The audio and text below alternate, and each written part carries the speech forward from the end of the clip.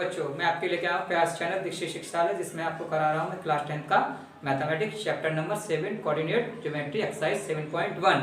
इसमें लेकर आया हूँ इस बार मैं क्वेश्चन आपके लिए क्वेश्चन नंबर 6। इसमें पूछा गया है आपसे नेम द टाइप ऑफ कोऑर्डिनेटरल, यानी कि ये इसका नाम बताइए किस प्रकार का कोऑर्डिनेटरल है form if any by the following points and give reason for your answer. और आप क्या देंगे, अपना रीजन भी देंगे। अब आप उसमें कारण भी बताएंगे ये कौन सा कोऑर्डिनेटर है, यानी कि आपको ये बतानी है कोऑर्डिनेटर कौन से हैं या कौन से नहीं है। और तीन पूछे गए आपसे, फर्स्ट पॉइंट, सेकंड पॉइंट और थर्ड पॉइंट। देखिए मैं बता देता हूं, सबसे पहले इसके लिए आपको पता होना चाहिए। मान लीजिए आपके पास एक जो फोर साइड से अगर क्लोज्ड बाउंड्री वाला क्या होता है, आपके पास कोई फिगर है तो उसको हम लोग कोऑर्डिनेटर बोलते हैं। जैसे मान लीजिए ये पॉइंट हो गया आपके पास ए बी सी और D, A B is equal to C and D, ये दिए गए हैं। अगर मान लीजिए इसकी ऑल साइड्स आर इक्वल आ जाए, A B is equal to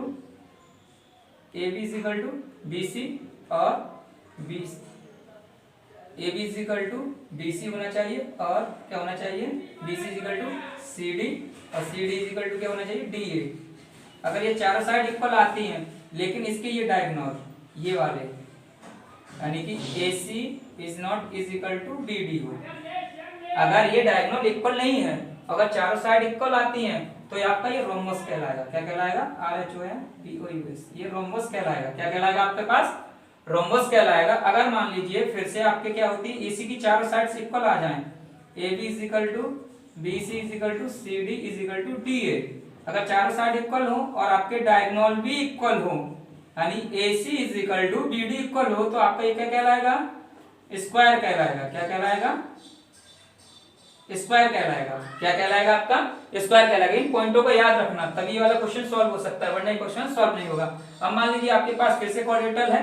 अब आपको दिया जाए अगर A B is equal to D C हो और A D is equal to B C हो, अगर ये चारों साइड कैसी है, यानी कि अपोजिट साइड्स आर इक्वल हो, कैसी हो, अपोजिट साइड अगर इक्वल हो और इनके डायगोनल इक्वल ना हो, यानी A C is not is equal to B D हो, तो ये आपका पैरेललोग्राम कहलाएगा। क्या कहलाएगा, पैरेललोग्राम कहलाएगा। इसी प्रकार से अगर इसकी अपोजिट साइड्स इक्वल हो, A B is equal to D C और A D is equal to B C हो, और इसके डायगोनल इक्वल हो, A C is equal to B D हो, तो ये आपका क्या कहलाएगा, रेक्टेंगल कहलाएगा। क्या कहलाएगा, तो आपके लिए क्या कहलाएगा, रेक्टेंगल कहलाएगा।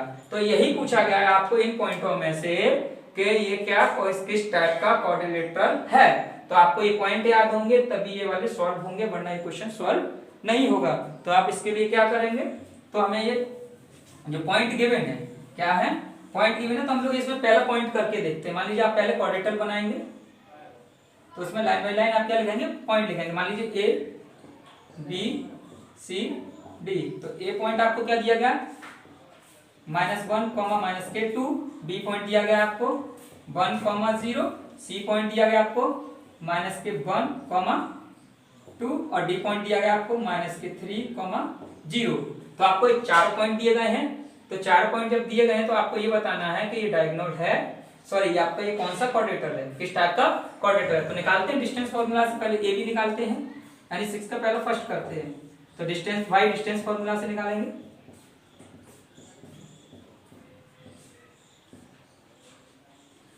तो ए बी के बीच में पहले डिस्टेंस निकाल लेते हैं।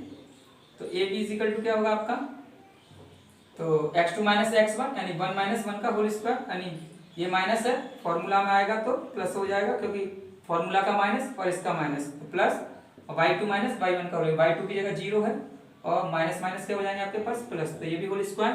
तो A B is equal to हो जाएगा आपके पास 1, 2 का स्क्वायर प्लस 2 का स्क्वायर, तो ये आपके पास हो जाएगा 2 का स्क्वायर 4, ये भी 4, √8। √8 को हम लोग कैसे लिख सकते हैं, ये आपके पास आ गया √8। तो √8 को ऐसे कैसे लिख सकते हैं आप, तो 8 का फैक्टर कर लीजिए, 2 4 जा 8, 2 2 जा 4, तो ये लिख सकते हैं आप 2 √2 लिख सकते हैं। इसी प्रकार से आप BC निकालें, BC निकालेंगे वही x2 - x1 से, तो 1 - 1 यानी 1 + 1 का होल स्क्वायर हो जाएगा। क्यों, x2 - x1, क्या निकालेंगे, x2 - x1, तो 1 और माइनस का 1 होगा तो माइनस माइनस प्लस हो जाएगा। इसी प्रकार से y2 - y1, तो 0 + 2 का होल स्क्वायर, तो BC इज इक्वल टू आपके पास आ जाएगा तो 1 का स्क्वायर 2 का स्क्वायर प्लस 2 का स्क्वायर, ये भी आ जाएगा आपके पास √8। तो अभी हमने निकाला था √8 कितना आएगा 2√2। ये सारी यूनिट्स हैं, सेंटीमीटर दिया नहीं तो यहाँ यूनिट लिखेंगे। आप क्या लिख सकते हैं यूनिट लिख सकते हैं। अब निकाल लेंगे आप क्या CD, क्या निकालेंगे CD निकालेंगे यहाँ से। तो CD बराबर होगा आपके पास x2 माइनस x1, तो -1 माइनस प्लस -1 और +3 का होल स्क्वायर प्लस y2 -1 यानी 2 माइनस 0 का होल स्क्वायर। तो CD इज इक्वल टू हो जाएगा 3 में से बन गया 2 का स्क्वायर करते हैं, मैं सीधे लिख दे रहा हूँ 2 का स्क्वायर 4, यहाँ पर 2 का स्क्वायर 4, ये भी हो गया √8, ये भी आ जाएगा 2√2। अब देखिए अब निकालेंगे DA, क्या निकाल लेंगे DA निकाल लेंगे, तो ये भी निकलेगा x2 माइनस x1 का whole square -3 minus plus -3 1 plus का होल स्क्वायर प्लस 0 माइनस 2 यानी +2 का होल स्क्वायर, क्योंकि यहाँ माइनस है, माइनस फॉर्मूला में टकराएगा तो हो जाएगा आपके पास। ये आप क्या लिखेंगे तो 3 में से बन गया 2 माइनस 2 का स्क्वायर करेंगे तो 4, इसी प्रकार से 2 का स्क्वायर करेंगे तो 4, ये भी आ जाएगा बस √8 तो 2√2। इसमें देखिए ऑल साइड्स इक्वल तो आ रही हैं, लेकिन अब ये कैसे बताएं ये कौन सा क्वाड्रेटल है, तो आप क्या करेंगे अब डायगोनल निकालेंगे। क्या निकालेंगे AC का पहले फिर BD निकाल लेंगे।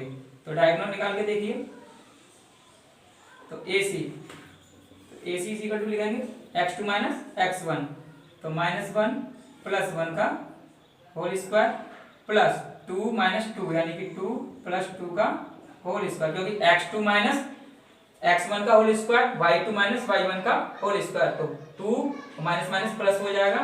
तो आपके पास ये क्या हो गया -1 ये 0 हो गया, 2 2 4 हो गया, 4 का स्क्वायर करेंगे तो 16, ये आ जाएगा आपके पास 4 आ जाएगा। कितना आ जाएगा 4 यूनिट आ जाएंगे। इसी प्रकार से आप BD निकालेंगे। क्या निकालेंगे BD निकालेंगे, तो BD में क्या आएगा आपके पास 1 माइनस प्लस तो 3 का होल स्क्वायर प्लस वही x2 माइनस x1 का होल स्क्वायर और 0 का स्क्वायर करें तो 0 ही आएगा, तो वो लिखने की जरूरत भी नहीं है, लिख भी सकते हैं। तो 0 माइनस 0 का होल स्क्वायर, ये हो जाएगा आपके पास 3 1 4 का स्क्वायर तो 16 इज इक्वल टू 4। अब देखिए इसमें क्या निकल के आया, पहले पॉइंट के लिए क्या निकल के आया आपके पास के चारों साइड्स भी इक्वल हैं और दोनों डायगोनल भी इक्वल हैं। क्या है आपके पास चारों साइड भी इक्वल आ रही हैं और दोनों डायगोनल भी इक्वल आ रहे हैं। तो इससे पता चलता है, मैंने क्या बताया था, जिसकी चारों साइड इक्वल हो और दोनों डायगोनल इक्वल हो, क्या हो बच्चों दोनों डायगोनल भी इक्वल हो और साइड भी इक्वल हो, तो क्या कहलाएगा आपका स्क्वायर कहलाता है। तो ये कौन सा फॉर्म बनता है, it is form of square. तो हमसे रीजन भी पूछा था कि क्या रीजन हो सकता है स्क्वायर होने का, मतलब कि कौन सा क्वाड्रेटल होगा, तो हमसे पूछा गया था किस टाइप का क्वाड्रेटल है। तो इसी प्रकार से हम लोगों ने निकाला, तो ये निकल के आया हमारे पास, क्योंकि चारों साइड इक्वल हैं और चारों दोनों डायगोनल भी इक्वल है, तो ये हमारा क्या है स्क्वायर है। इसी प्रकार से आप और क्या कर सकते हैं, सेकंड और थर्ड टाइप आप इसी प्रकार से कर सकते हैं। आप कोशिश करना निकालने के लिए, जब नहीं निकलेगा तो आप लोग मुझे कमेंट में बता देना, तो मैं इसका क्या करूंगा सेकंड और थर्ड पार्ट आपको बता दूंगा।